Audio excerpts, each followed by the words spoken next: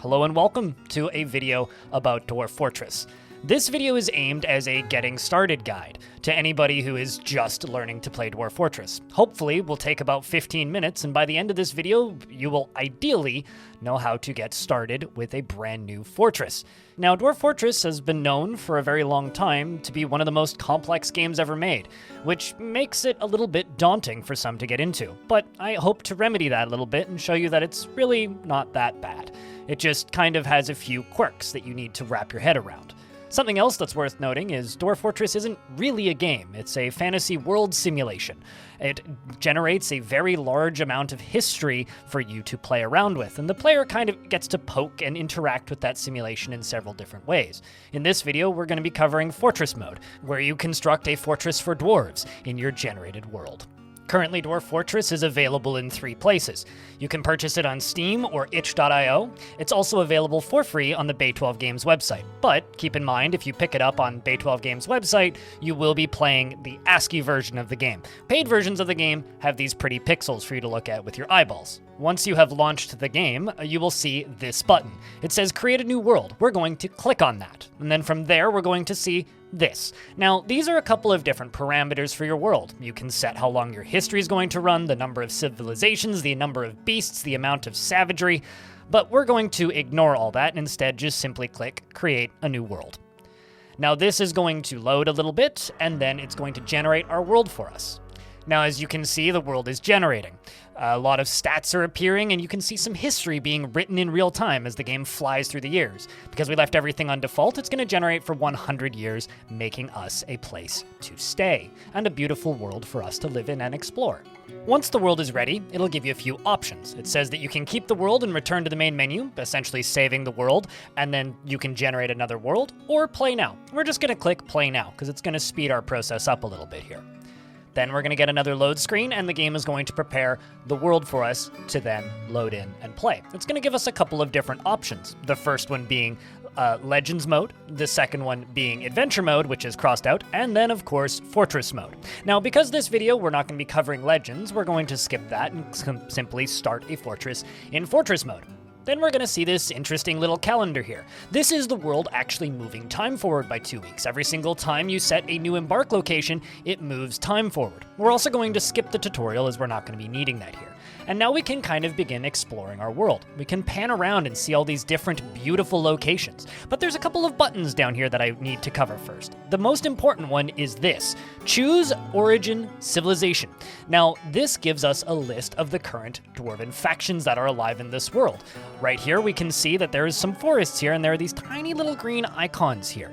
These are elven civilizations. We can see that there are forests, we can see that there are mountains, some deserts, and some round hills, and of course this little island here is the Land of Snarling.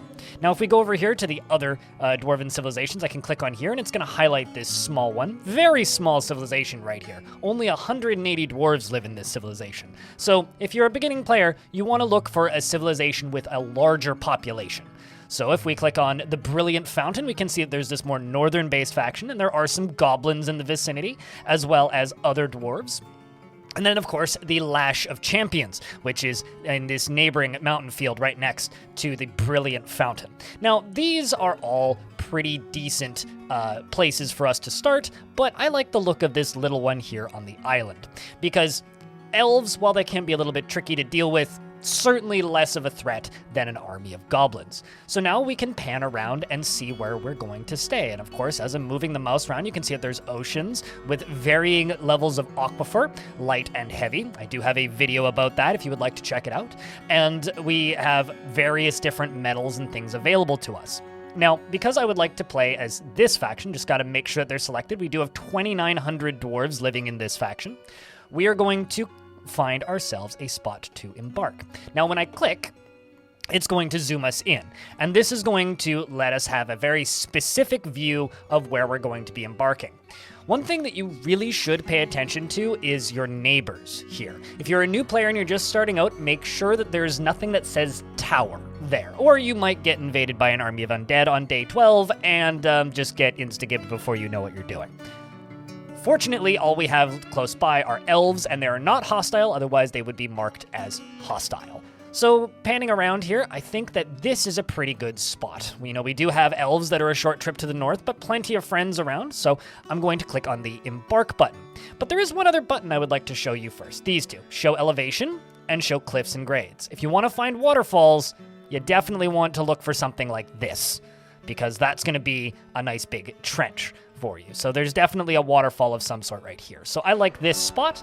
I think this is going to be where we are going to settle for our first fortress.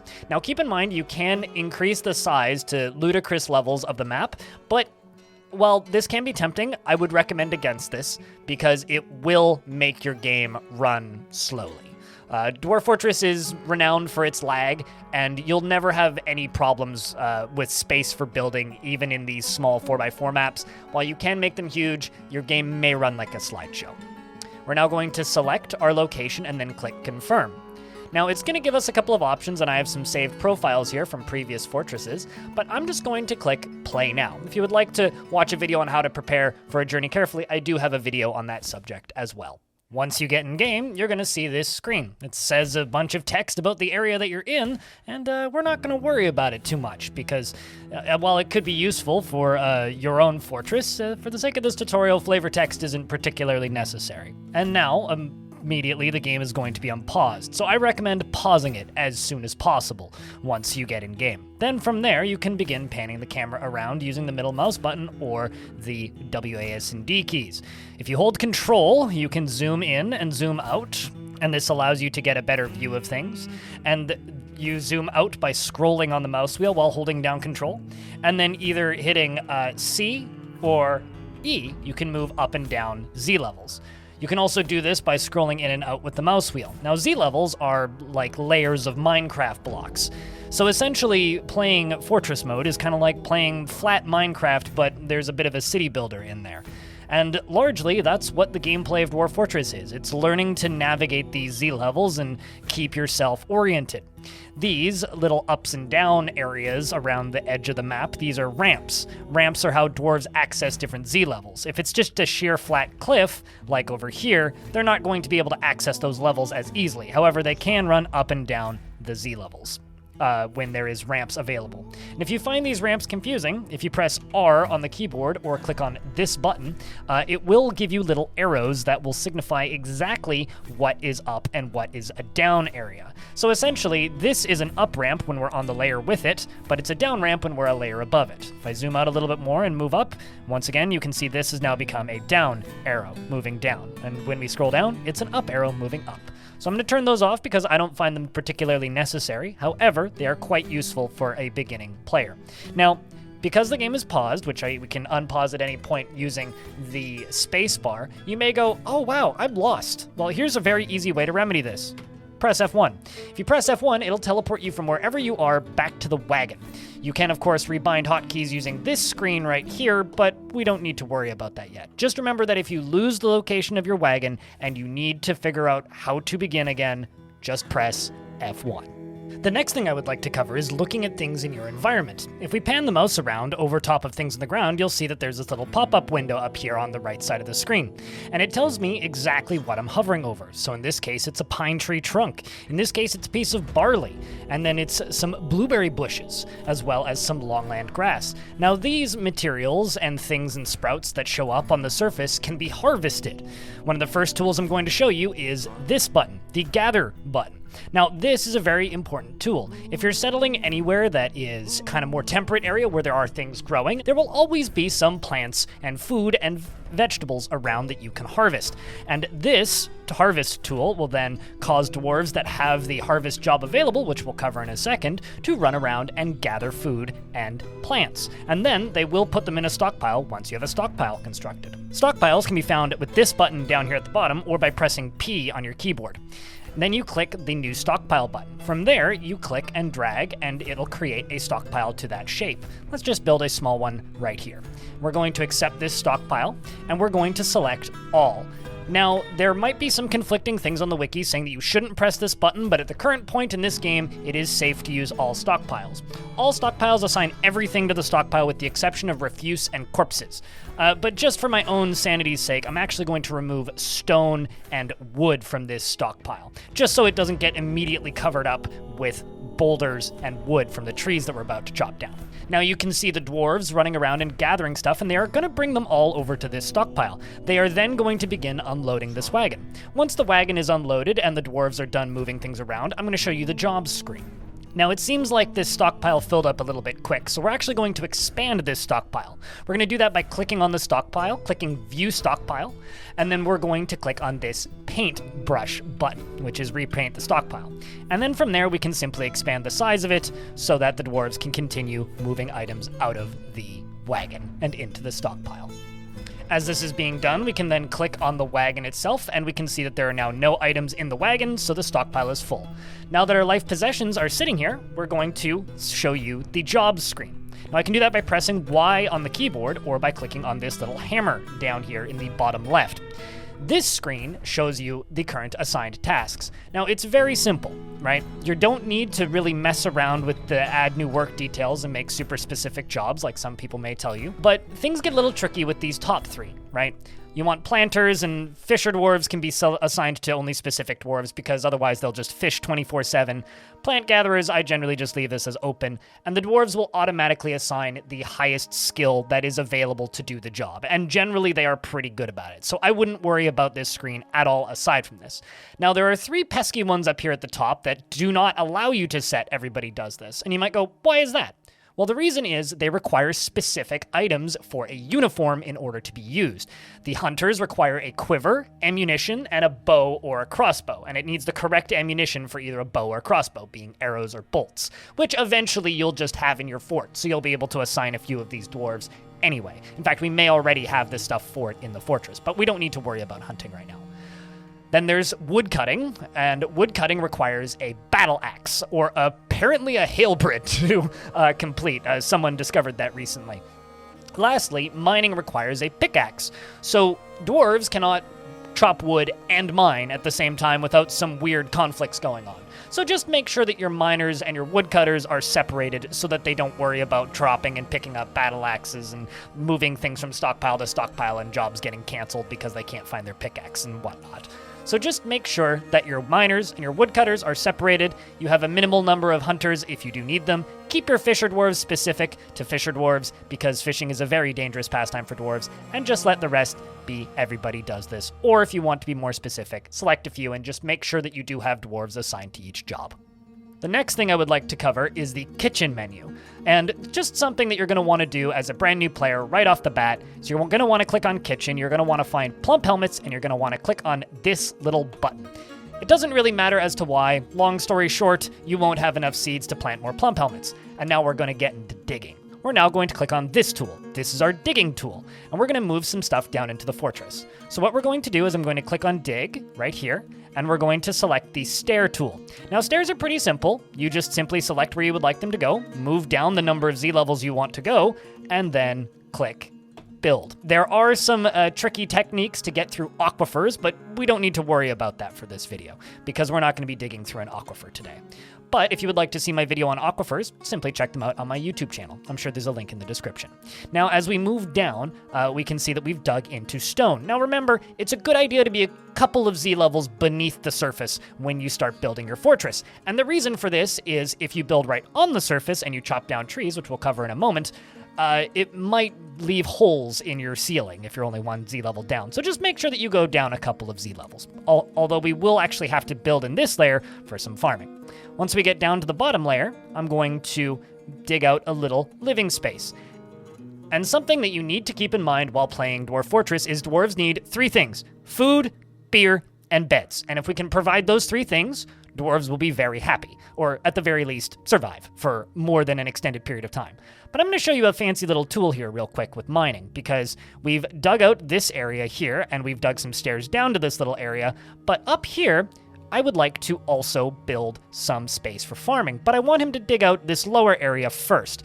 How can I do that? Well, if I click on the mining tool, there's this little arrow here, which can be accessed by hitting N on the keyboard. Now, this is your priorities screen, so I would like him to do this afterwards.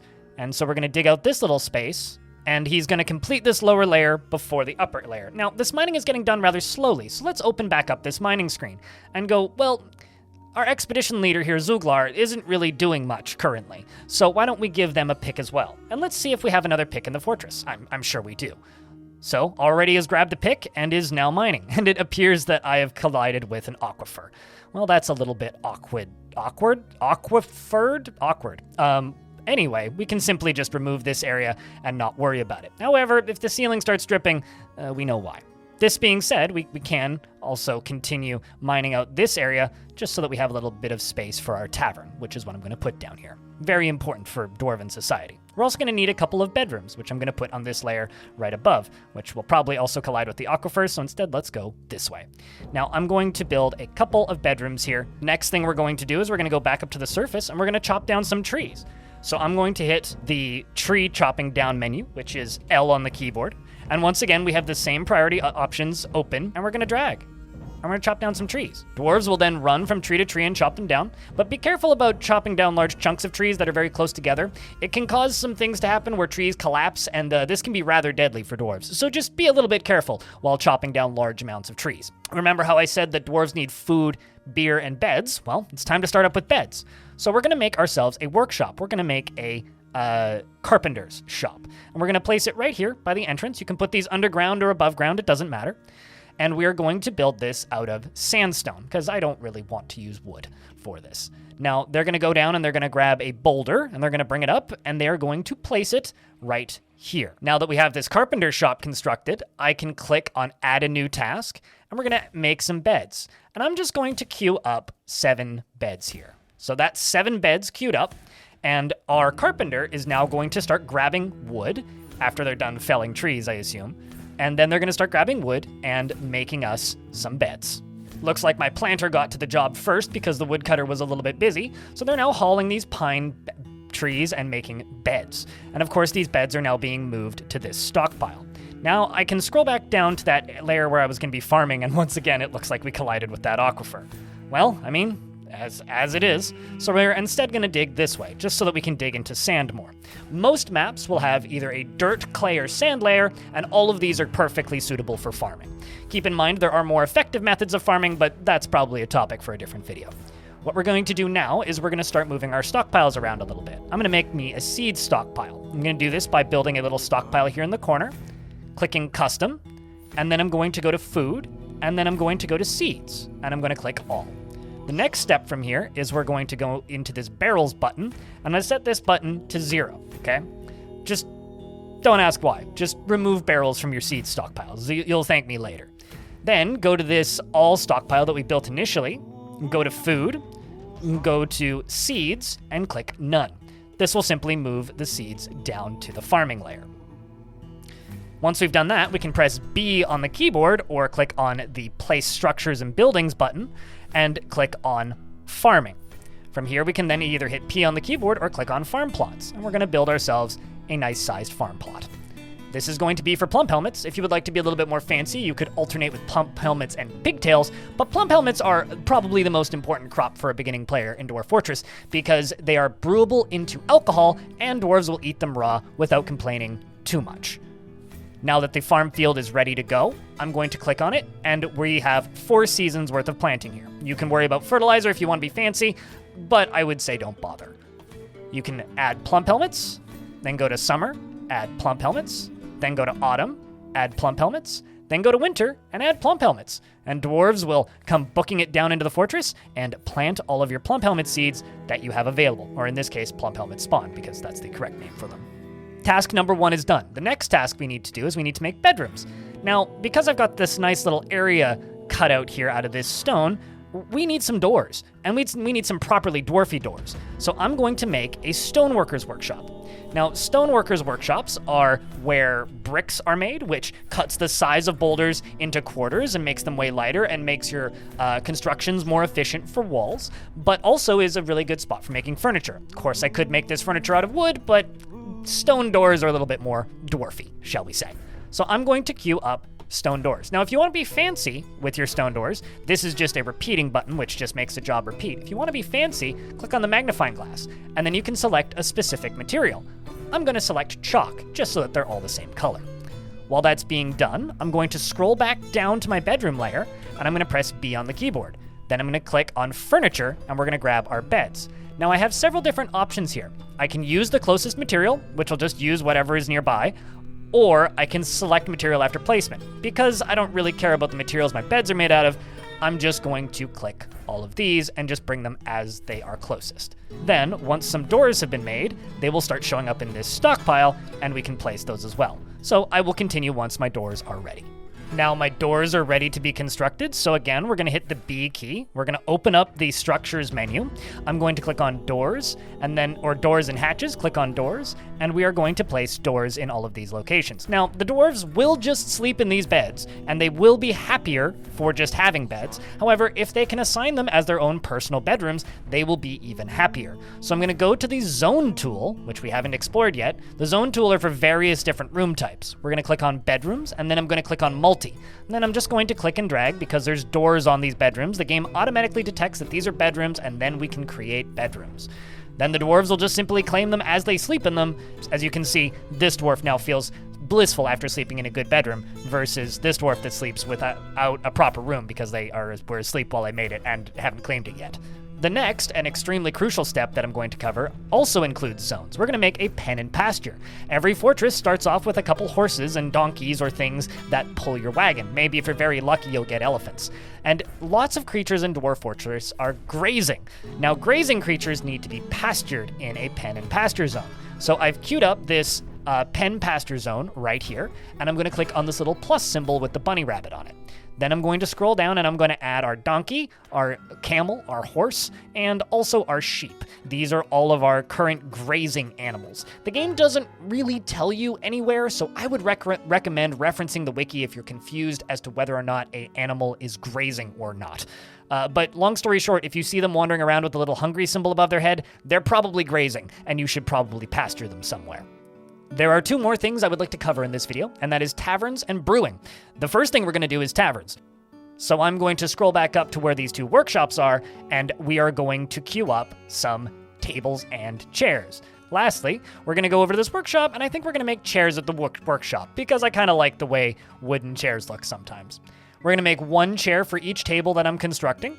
And from that, we are going to then go back down to our large area that we've carved out down at the bottom. Now, dwarves need meeting spaces. Meeting spaces allow them to socialize and make friends. Without this, they kind of become depressed. So we have to give them a space that is sort of public where they can spend their time. Now, we're going to do this by making a tavern. And the way we're going to do that is we are going to make this meeting area zone and cover this area that this dwarf is currently digging out. Of course, we can expand this later by using the repaint tool. From there, we are going to click on Assign a new or existing location to this zone. We are then going to add a inn/tavern. Now, the inn/tavern will automatically get visitors, which maybe we don't want in a brand new fortress because they just show up and drink all of your alcohol. So we're actually going to set this to citizens and long-term residents only in this middle button here. Now, as you can see, immediately all the dwarves are down and in the tavern, and they have this socialize job. If we go to this other screen that we haven't looked at yet, which is the units screen, we can see what everybody's currently doing. And no job means they're literally doing nothing, and socializing is considered a task that they have to complete. It's something that they have a need for. They need to socialize and speak with other dwarves and make friends and have a good time. Otherwise, they get quite depressed. Now we're going to quickly expand this zone because I didn't quite fill it out enough. And then from here, we're going to start brewing alcohol. Now, I personally like to brew alcohol in my taverns, especially because, they'll have little spaces to sit with these chairs that we are placing in the tavern right now. And then they'll just be able to drink their alcohol in the tavern. So what we're going to do is we are going to go to the farming tab once again, and we're going to build a still. Now, this still is just going to be built out of the nearest material, which is going to be a piece of chalk, and we're going to see if we can get that last table in. Yes, now we can. So this still, in order to brew alcohol, requires a plant that can be brewed into alcohol, which is many things that can be harvested from the surface, like I showed you at the beginning, or plum helmets, which we are growing, or any other number of underground crops. But currently, we don't have any empty food storage items, which means there's nowhere for us to put the brewed alcohol, which means it's probably a good idea for us to go make some barrels. Now, there are a few alternatives to barrels. You can make rock pots at craft store shops. You can make metal barrels. I think you can make glass barrels, but that's probably a topic for a different video. Right now, we're just going to make a couple of these barrels. I could set up a repeating task, which would just make barrels until they ran out of wood, but I think for this beginning fort, it's just easiest to just create a couple of barrels. Once this dwarf here has made the barrel out of the pine logs in this instance, then we're going to check back in with our still and make ourselves some alcohol. Now that the barrel has been constructed and we can see them popping up in our stockpile, I'm going to scroll down to the still. And let's see if we can make ourselves some alcohol. Looks like we have some plants that are brewable. So we're going to brew drink from plant. They're going to go grab whatever plant is brewable, probably something we harvest from the surface. Nope, it's some plump helmets and a pine barrel. And then the dwarf is going to make alcohol. So, in this video, just to recap, we've covered the job screen, so you can assign jobs to your dwarves. We've covered brewing and farming, and basic survival techniques for your dwarves, as well as making furniture and mining. We also covered the basics of scrolling around the map, and now we've made alcohol and we are farming. Which means because we'll be farming throughout the year, even on the off chance that this river freezes, then we will be able to keep making drinks for our dwarves and not die of thirst. There is one more thing I would like to show you, however, and that is necessary because we are fishing. In order for dwarves to be able to consume fish, you need a fishery, because they won't eat unprepared fish. So I'm going to place a fishery right here, and this is maybe the simplest thing you can do in Dwarf Fortress once you're fishing, because they will just automatically go prepare raw fish, and then they become edible, and your dwarves will eat them, and your food counter will go up. If you've made it this far into the video and you've followed along, consider yourself prepped and ready to be a beginner Dwarf Fortress player. Expect much fun and failure, but that is part of the game, as you will learn from your failures and hopefully increase over time. One more final tip: when you are finished with a fortress, my recommendation is to retire the fortress or abandon the fortress and then create a new fortress in the same world. I know that there's always the temptation to simply move on and generate a new world. However, if you abandon or retire your fortress and then make a new fortress in the same world, only abandon it if it's in an utter peril, and you're playing as part of the same faction, your old dwarves may show up at your new location and continue stories and allowing threads to really kind of form from fortress to fortress. And that's really what gets those story juices flowing, like you hear the Addams brothers talking about. Thank you very much for watching this video. If you'd like to see more like it, I have many, and I hope to see you in the next one.